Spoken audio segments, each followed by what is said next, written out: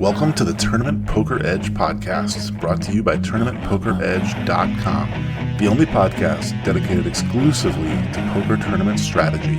Now here's your host, Clayton Fletcher. Hello once again, everybody, and welcome to the Tournament Poker Edge podcast, sponsored by ACR Poker, where it was just announced that this spring we are having the biggest Venom ever. A $12.5 million, are you kidding me? A $12.5 million guaranteed tournament with the same exact buy-in as always, $2,650. I'm so excited for that. I can hardly wait till April. My name is Clayton Fletcher. I'm in New York City. Wishing you all the happiest of Februaries on this fine Groundhog Day. I hope that you are looking forward to the Super Bowl next weekend. I can't believe that my beloved Baltimore Ravens barely missed out and ended up losing to the Kansas City Swifties. I can't believe the Swifties are in the Super Bowl against the Lions. I don't think the Lions have a prayer of beating Patrick Mahomes and the gang. But this, you guys, you know, it's not a football podcast. Although we do delve in that area once in a while. No, we're here for poker. And you guys came out and hung out with me on twitch.tv/ClaytonComic. And we had the TPE free roll hosted by yours truly for once. Derek Killingbird Tenbush was off in fabulous Atlantic City doing his thing. Although what that thing was may be a story for another day. And I took the reins with my brand new, barely set up Twitch stream on my little Apple laptop computer. And you know what, guys? We got through it. I thought it was fun. It was great to see so much engagement in the chat, people talking to me, talking to each other. We changed the delay a little bit so that conversations would be a little bit easier for me to follow. I did not cash in the free roll, but I did make it pretty far in this $11 PKO that I was playing at the same time. And so, yeah, it was a good Sunday. I just really enjoyed hanging out with everybody and, of course, teasing the non-real ones, a.k.a. the fake ones, also known as the posers, people who pretend to be part of the TPE community, but they're really just here to try to get a crack at their share of $1,000, which should be zero, by the way. I want you guys playing, and that's why I do things the way I do when I give out the free roll password. This week, the free roll is happening on your regularly scheduled station, which is twitch.tv/Killingbird. And if you ever want to know what's going on with the free roll or with any of our giveaways or anything else that's going on at Tournament Poker Edge, the best thing to do is join our Discord. It's absolutely free. Click the link in the description and you can be a part of the conversation. All right, it was so much fun on Twitch last week. Derek called in from Atlantic City, gave everybody some shout outs. We had some fun with him. Dosey Doe was kind enough to donate $5 for a bounty that no one collected, so it's in my account right now. Oh, you guys were just so awesome. I really enjoyed hosting the free roll, and I'll do it again soon. But next weekend, Super Bowl weekend, guys, I'm going to be in Tampa, Florida at Side Splitters Comedy Club. I want you guys to come out, show your support. If you have a copy of the book, bring it with you. I will sign it for you. We can do selfies and post them on Twitter, whatever you guys want. The dates are February 8th, 9th, and 10th. I'm at Side Splitters Comedy Club in the Grove location in Tampa, Florida. Hope to see some of you there. But let's get into poker. Today, I am going to review a couple of hands that were played on day 2 of last year's World Series of Poker main event. Before I do that, I want to talk about what GTO Wizard has to say about my play in the Venom PKO that recently happened on ACR Poker, and take another look at last week's hands through the lens of the artificial intelligence that powers GTO Wizard. Now, if you guys don't use GTO Wizard, I highly recommend it. It is a great tool. It's very simple. You can study your game. You can analyze and find holes. You can look at your hands. You can practice different spots over and over until you learn what the GTO solutions are for those spots. Now, I'm not saying that you should play GTO strategies all the time, but I do think it's good to know what those strategies are so that when we deviate, we know what we're deviating from and by how much, which should be based on holes in our opponent's strategies that we think we can exploit. Sign up for GTO Wizard using the link in the description of this podcast episode, and you can save 10% off of your first purchase at GTO Wizard. I think you guys are going to love it. It's so simple. Even a tech fish like me can figure it out. So last week we talked about some hands that I played in the Venom PKO. The blinds were 4,000, 8,000 with a 940 ante, and so we had 750,000 in the stack, which was way up from the starting stack of 300K and right around average. Action folded to me on the button with ace-9 offsuit, and I decided to min-raise. Solver approves. Actually, Solver wants to go a little bigger, but yeah, always raising. Ace-9 folded to you on the button at this stack depth, I think is pretty uncontroversial. The small blind folded, the big blind called, and we saw a flop heads up with 45K in the middle. Flop was Queen of Hearts, Jack of Diamonds, 5 of Diamonds, and my opponent checked to me. I decided to check behind. The solver approves 40% of the time, but bets small the other 60% of the time. So betting small is preferred, but I remember saying on last week's episode that I felt there was a better than average chance that my opponent could check raise me and blow me off of the hand based on what I had observed in playing against this gentleman for some length of time. So I felt like he was more loose, aggressive, and so for that reason, I wanted to check back and just try to realize my equity with ace high. So the turn came the Jack of Clubs pairing the board, and my opponent checked again. I decided to check behind again. So we're just keeping the pot small. We have ace high. The turn card changed nothing, and so I checked back. The solver approves, also checking back 57% of the time, and bets some very small amount the rest of the time. So far, so good. And then on the river, it came the 5 of spades, and my opponent, out of nowhere, on this double paired board, bet 2 times the pot, 96,000 into the 45,000 pot, and I just didn't know what I should do. I felt like ace high still rated to be best, even facing this overbet, but I screwed up the math last week, but you got to be right about 41% of the time in order for calling to be profitable. And I think I'm probably right closer to 60 or 65% of the time. So I did make the call. From a GTO standpoint, the solver folds 60% of the time and calls 40% of the time, which makes perfect sense to me given the math that I just shared. So yeah, I'm happy to see that the solver's on board with all of my play in that unusual hand. A little while later, at the same blind level, you guys may recall there was a raise from early middle position and then a call on my right from the cutoff, and I was on the button with 6-5 offsuit, and I admitted that it's a loose call, but I decided to get involved, and the solver hates it. It's a pure fold according to GTO Wizard, 100% fold, but there's a lot of calling, quite a bit of calling, 65% of the time calling with the suited 6-5. So that's the big difference that being suited makes from the standpoint of game theory optimization. So as we all know, I called anyway and flopped a straight and ended up losing almost all of my chips when I got check raised on the river. All right, let's move on. Okay, so new stuff now. We're getting into the new stuff. We've been talking a little bit in recent weeks about the World Series of Poker main event. By the way, where's the schedule? You know, I like to start looking at the schedule. The only thing that gets me through the winter, especially before baseball spring training starts, is the schedule. So what's happening this summer? Come on, Caesars Entertainment. It's time for you to share the dates and times of the tournaments of the 2024 World Series Speaking of baseball, by the way, I don't know if you guys saw, but my beloved Orioles were sold to two billionaires.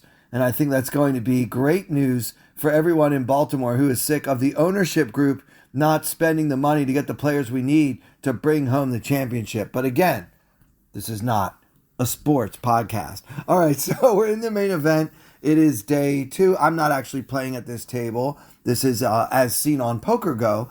The blinds are 400, 800 with an 800 big blind ante. Something like 7,000 players remain in the main event at this point. It is insane. Like, they had over 10,000 people enter. And remember, you can't re-enter this thing. I hope they never change that, by the way. The main event has to be a freeze out, right? Can we all agree on that? So here we are early on in day 2. And the action folds 2 folds in third position to none other than Doug Polk. Doug Polk is an excellent poker player, bracelet winner. He's got a card room that he owns in the great state of Texas.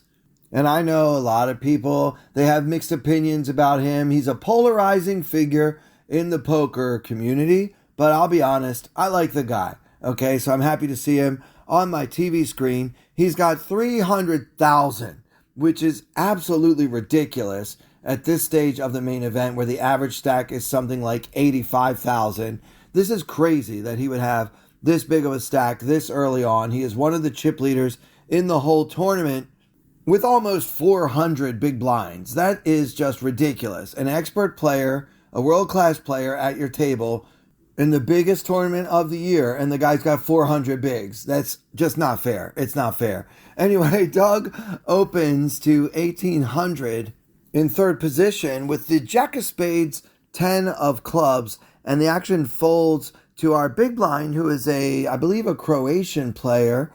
No, he's from the Czech Republic. His name is Vlastimil Pustina, and that I'm sure that I absolutely ruined and butchered his first name there, Vlastimil. Anyway, Mr. Pustina defends from the big blind with a stack of only 25,000, about 31 big blinds, and a hand that I will not reveal just yet. So we are going to play this hand from the perspective of Doug Polk. So you've raised from third position, called by the big blind, who puts in 1,800 of his 25,000 stack. And now with 4,800 in the middle, Pustina having the effective stack of 23,000, the flop comes 10 of hearts, 9 of diamonds, 8 of clubs. 10, 9, 8 rainbow hero with the Jack 10 offsuit for top pair and an open-ended straight draw. Pustina checks to the razor, which we will probably expect him to do the vast majority of the time, if not all the time, and the action is on Doug Polk. Well, obviously, I think this is a perfectly good flop for a C-bet. You can make a case for checking it back. Maybe you can inspire some bluffing from your opponent. Maybe get a call later from a hand that would have folded on the flop, but that Jack 10 can still beat at the end of the day. I'm all for all those arguments, but I think that I'm probably betting pretty close to 100% of the time here. And Polk agrees with me and puts in half the pot, 2,400 into 4,800, and Pustina calls. Now remember, we haven't said what he holds in his hand just yet. The pot is now 9,600, and Pustina has about 20k remaining in his stack, and the turn comes the 6 of diamonds. So our board is now 10 of hearts, 9 of diamonds, 8 of clubs, 6 of diamonds. So any 7 has a straight, and the backdoor diamonds have shown themselves. So now with 9,600 in the middle, Pustina wakes up and bets. He puts in 2,100 into the 9,600 pot. So what to make of this from a short stack? The check call lead is very interesting. I mean, does it have to be a hand that can beat Jack 10?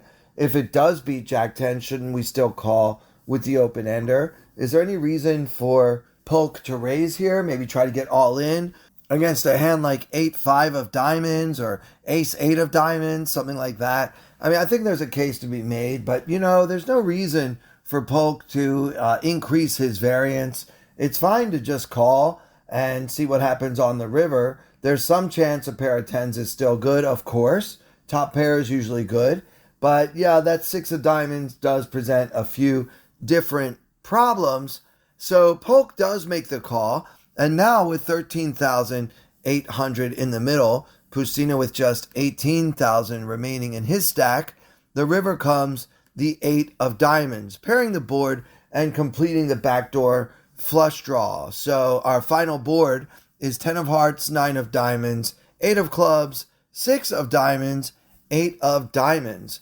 So now Pustina bets 4,100 into a pot of almost 14,000, and Doug Polk, getting better than 4-1, has a decision with his pair of tens. Now, in Polk's shoes, I think a very important question to ask oneself is, what can I beat?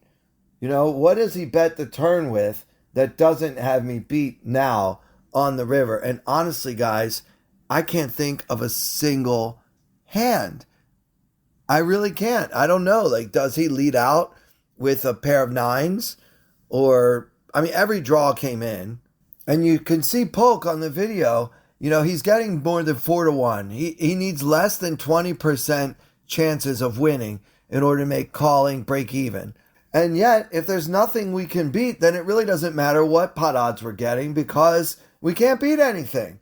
What is the guy bluffing with? I really can't think of a single hand. I don't blame Doug for folding. And it turns out he was up against a straight flush, guys. 7-5 of diamonds got there. He was already there with a winning straight on the turn, but Doug had outs against that hand. But then on the river, the 8 of diamonds really sealed the deal, completing the straight flush for Pustina.